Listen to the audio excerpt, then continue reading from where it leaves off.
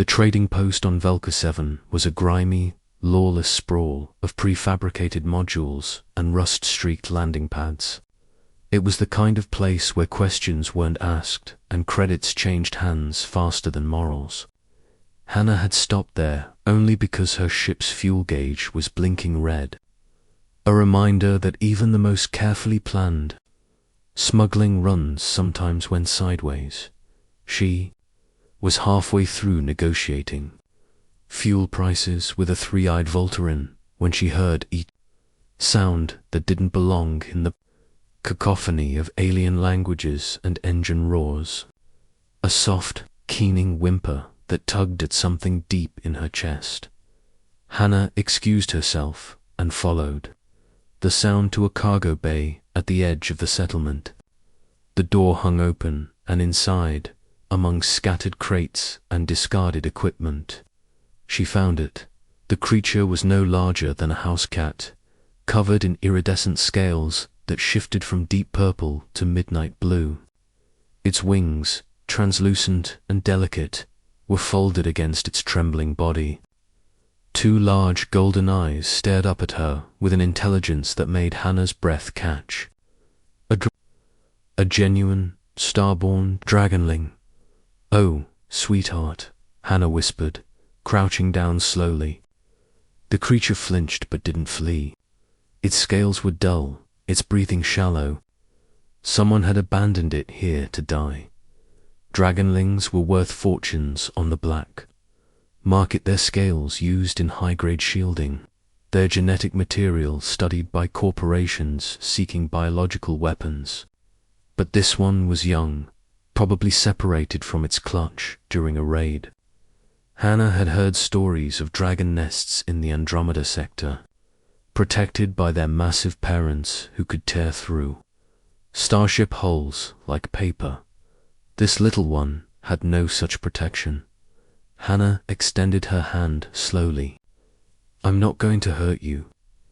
The Dragonling watched her with those enormous eyes, then tentatively pressed its snout against her palm. Its skin was warm, almost feverish. She couldn't leave it here. Daniel was waiting at their rendezvous point, his arms crossed and his expression annoyed. "You're 3 hours late, Hannah." 3 hours. Do you know what kind of attention that draws in a place like this?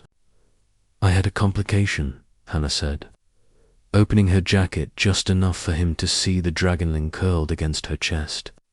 Wrapped in a thermal blanket, Daniel's eyes went wide. "Are you insane? Do you have any idea what you're carrying?"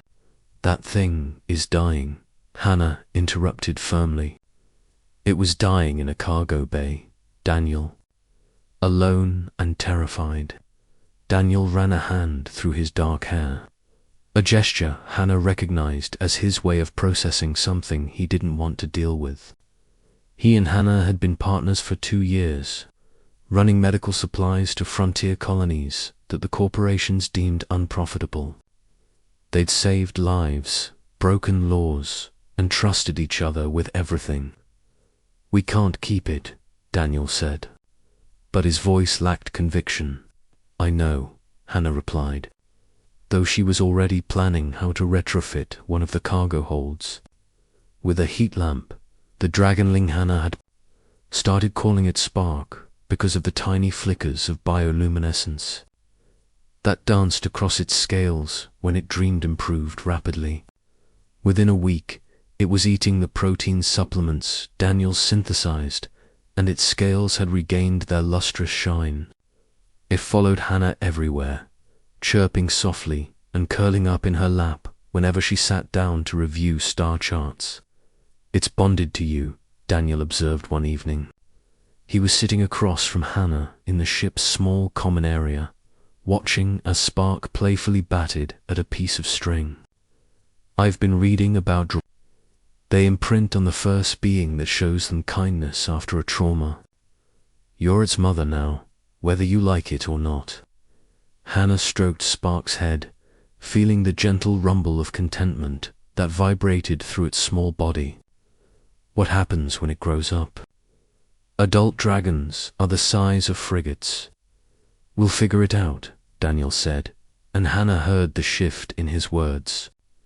Not, you'll figure it out. We. 3 months later, their ship was intercepted by a Corvox battlecruiser. The Corvox were a reptilian species known for their military prowess and their particular hatred of humans, whom they viewed as soft and weak. The cruiser's commander, a scarred veteran named Dexcor, boarded their ship with a squad of armed soldiers. We detected draconic biosignatures, Dexcor hissed, his forked tongue flicking between razor-sharp teeth. You will surrender the creature. Dragon clutches belong to the Corvox Empire. Spark, now the size of a large dog, hissed from behind Hannah, its wings spread defensively. Hannah stepped forward, placing herself between the Corvox and her Dragonling. No, she said simply. Dexcor laughed, a wet, rattling sound. Humans, so foolishly sentimental. You would die for a beast. Not a beast, Daniel said, stepping beside Hannah. Family, the word hung in the air. Spark chirped, and a soft glow began to emanate from its scales, not the playful flickers of before, but something deeper, more powerful. The temperature in the room spiked. Dexcor's eyes narrowed. Impossible. The bond ritual humans cannot. He didn't finish. Spark launched itself into the air, its young voice erupting in a sound that was part roar, part song. The bulkheads vibrated. The Corvox soldiers stumbled backward, their weapons clattering to the floor, and then, through the viewports, they appeared. 3 massive shapes, each 1 kilometers long, their scales burning like stars. Adult dragons, drawn by Spark's call. Dexcor's face went pale beneath his scales. The dragons didn't attack, but their presence was message enough. The Corvox commander retreated, his soldiers scrambling behind him. Later, as the dragons departed into the black, leaving trails of cosmic fire in their wake, Hannah held Spark close.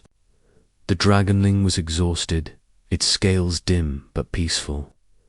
They recognized the bond, Daniel said quietly. They saw what you did for Spark, what we did. Hannah smiled, tears streaming down her face. Humans don't abandon family.